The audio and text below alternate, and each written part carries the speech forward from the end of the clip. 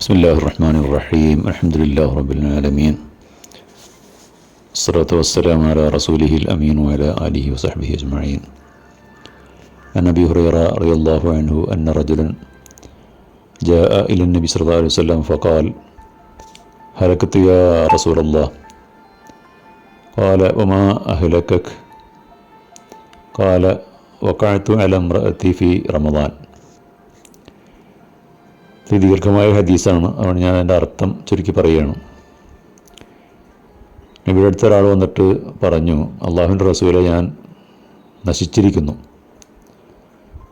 അപ്പോൾ സഹോദരൻ ചോദിച്ചു: എന്താണ് നിന്നെ നശിപ്പിച്ചത്?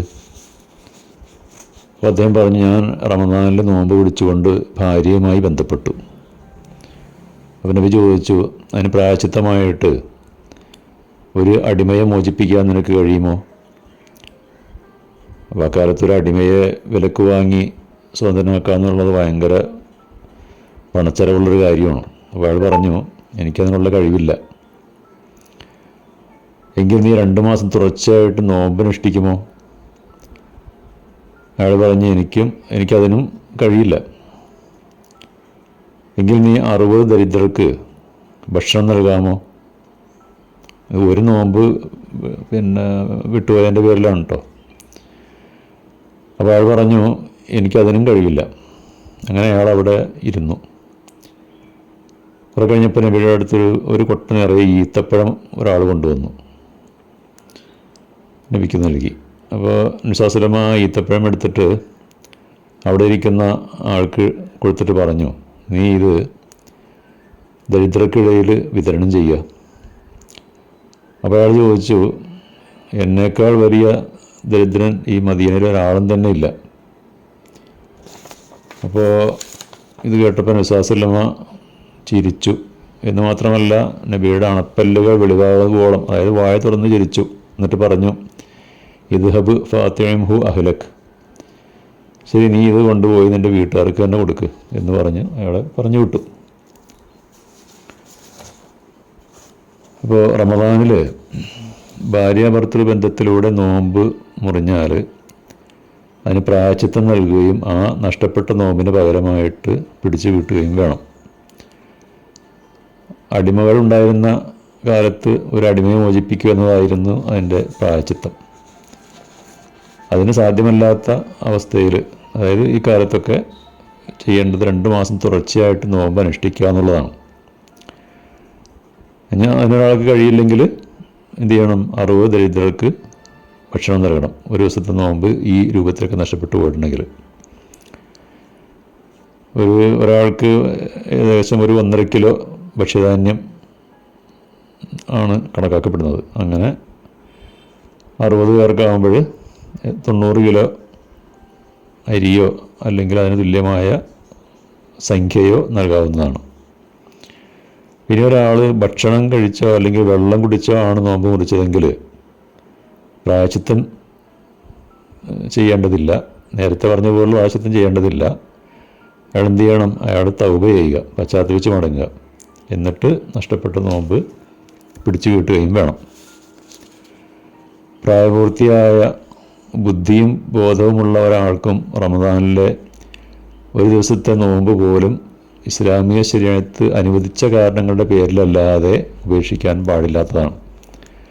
നോമ്പനുഷ്ഠിക്കാൻ പറ്റാത്ത രോഗം, ക്ലേശകരമായ യാത്ര തുടങ്ങിയ കാരണങ്ങളുണ്ടെങ്കിൽ മാത്രമേ റമദാനിലെ നോമ്പ് ഉപേക്ഷിക്കാൻ പാടുള്ളൂ. അല്ലാതെ വിശപ്പും ദാഹവും ലൈംഗിക വികാരങ്ങളും നിയന്ത്രിക്കാതെ നോമ്പ് പിടിക്കാതിരിക്കുക എന്നത് വൻപാപങ്ങളിൽ പെട്ടതാണെന്ന കാര്യത്തിൽ പണ്ഡിതന്മാർ ഏകോപിച്ചിട്ടുണ്ട്. ഷെയ്ഖുൽ ഇസ്ലാം ഇബ്നു തൈമിയ്യ പ്രകാരം പ്രസ്താവിച്ചിട്ടുണ്ട്: ഇതാ അഫ്തറ ഫി റമദാന മുസ്തഹില്ലൻ ലിദാലിക വഹുവ ആലിമുൻ ഫി തഹ്രീമിഹി ഇസ്തിഹ്ലാലൻ ലഹു വജബ ഖത്ലുഹു. അതായത് ആരെങ്കിലും റമദാനിലെ നോമ്പ് അത് ഉപേക്ഷിക്കൽ നിഷിദ്ധമാണെന്ന് അറിഞ്ഞുകൊണ്ട് തന്നെ അത് മനഃപൂർവ്വം അനുഷ്ഠിക്കാതിരിക്കുകയാണെങ്കിൽ അവനെ വധശിക്ഷയ്ക്ക് വിധിക്കാൻ തക്ക ഒരു കാരണം ആയിരിക്കും അത്. അതായത് അത്രയ്ക്ക് ഗൗരവമായ ഒരു കുറ്റമാണെന്നർത്ഥം. ഷെയ്ഖുൽ ഇബ്നു ബാസ് തൻ്റെ ഫത്വയിൽ പറയുന്നത്: ശരഴിയായ കാരണമൊന്നും കൂടാതെ നോമ്പനുഷ്ഠിക്കാതിരിക്കുക എന്നുള്ളത് മഹാപാപമാണ്, വൻകുറ്റങ്ങളിൽപ്പെട്ടതാണ്. ആരെങ്കിലും ആ കുറ്റത്തിൻ്റെ ഗൗരവം മനസ്സിലാക്കി തൗബ ചെയ്ത് ചെയ്യുകയാണെങ്കിൽ അള്ളാഹു അവൻ്റെ തൗബ സ്വീകരിക്കും. ചെയ്തു പോയ തെറ്റിൽ അഗാധമായിട്ട് ഖേദിക്കുകയും ഇനി ഒരിക്കലും മനഃപൂർവ്വം റമദാനിലെ ഒരു നോമ്പും ഒരു കാരണവും കൂടാതെ ഉപേക്ഷിക്കുകയില്ല എന്ന് ദൃഢനിശ്ചയം ചെയ്യുകയും ചെയ്യേണ്ടതുണ്ട്. എന്നിട്ട് അള്ളാഹുവിനോട് ധാരാളമായിട്ട് ഇസ്തിഗ്ഫാർ, പാപമോചന പ്രാർത്ഥന നടത്തുകയും വേണം. പിന്നീട് വിട്ടുകളഞ്ഞ നോമ്പുകൾക്ക് പകരം അവ പിടിച്ച് വീട്ടുകയും വേണം. നോമ്പിൻ്റെ സമയം അവസാനിക്കുന്നതിന് മുമ്പായിട്ട് നേരത്തെ തന്നെ നോമ്പ് മുറിക്കുന്നതിനെക്കുറിച്ചൊരു ഹദീസിൽ പറയുന്നുണ്ട്. അബൂ ഉമാമയിൽ നിന്നും നബി സ്വല്ലല്ലാഹു പ്രകാരം പറയുന്നതായിട്ട് ഞാൻ കേട്ടു. അദ്ദേഹം പറയുകയാണ്, നബി സ്വല്ലല്ലാഹു വിവരിക്കുകയാണ് ആ സംഭവം. ഒരിക്കൽ ഞാൻ, അതായത് നബി സ്വല്ലല്ലാഹു ഉറങ്ങിക്കൊണ്ടിരിക്കെ സ്വപ്നത്തിൽ 2 പേര് വന്ന് എൻ്റെ കയ്യിൽ പിടിച്ച് ഒരു ദുർഘടമായ പർവ്വതത്തിൻ്റെ അടുത്തേക്ക് കൊണ്ടുപോയി. അവരെന്നോട് ആ മല കയറാൻ ആവശ്യപ്പെട്ടു. എനിക്കത് പ്രയാസകരമാണെന്ന് പറഞ്ഞപ്പോൾ അവരെന്നെ ആ മല കയറാൻ സഹായിക്കാമെന്ന് പറഞ്ഞു. അങ്ങനെ ആ മലമുകളിലെത്തിയപ്പോൾ ഭയങ്കര നിലവിളിയും അട്ടഹാസങ്ങളും കേൾക്കുകയുണ്ടായി. അപ്പോൾ ഞാൻ അവരോട് ചോദിച്ചു, എന്താണ് ഈ ശബ്ദവും അട്ടഹാസവുമൊക്കെ? ഇത് നരകവാസികളുടെ നിലവിളികളും കരച്ചിലുമാണ്. അവിടെ നിന്നും വേറൊരു ഭാഗത്തേക്ക് ഞങ്ങൾ പോയി. അവിടെ ഒരു കൂട്ടർ കാലുകളിൽ മൂർച്ചയുള്ള ചങ്ങലകളാൽ ബന്ധനസ്ഥരായി കിടക്കുകയാണ്. അവരുടെ കണങ്കാലിൽ നിന്ന് രക്തം വാർന്നൊഴുകുന്നുണ്ട്. അതേപോലെ തന്നെ അവരുടെ വായിൽ നിന്നൊക്കെ രക്തം ഒലിക്കുന്നുണ്ട്. അപ്പോൾ ഞാൻ ചോദിച്ചു, ആരാണിവർ? അപ്പോൾ ഇവർക്ക് എന്താണ് പറ്റിയത്? അതിന് ആ ദൂതന്മാർ മറുപടിയായിട്ട് പറഞ്ഞത്, ഇവർ നോമ്പ് മുറിക്കുന്നതിൻ്റെ സമയം ആകുന്നതിന് മുമ്പായി തന്നെ നോമ്പ് മുറിച്ചവരാണ്. അപ്പോൾ നോക്കുക, സമയത്തിന് മുമ്പായി മനഃപൂർവ്വം സമയത്തിന് മുമ്പായി തന്നെ നോമ്പ് മുറിച്ചവർക്കുള്ള ശിക്ഷ ഇതാണെങ്കിൽ നോമ്പ് പിടിക്കാതിരിക്കുന്നവർക്കുള്ള ശിക്ഷ എത്ര ഭയങ്കരമായിരിക്കും. റമദാനിലെ നോമ്പിന് മറ്റു ദിവസങ്ങളിൽ നോമ്പനുഷ്ഠിക്കുന്നതിനേക്കാൾ വളരെയേറെ ശ്രേഷ്ഠതകളും മഹത്വവുമുണ്ട്. മറ്റ് സൽക്കർമ്മങ്ങൾക്ക് 10 ഇരട്ടി മുതൽ 700 ഇരട്ടി വരെ പരിധി നിശ്ചയിച്ചിട്ടുണ്ടെങ്കിൽ നോമ്പിന് അതിൻ്റെ പ്രതിഫലത്തിന് അല്ലാഹു തആല ഒരു പരിധിയും നിശ്ചയിച്ചിട്ടില്ല.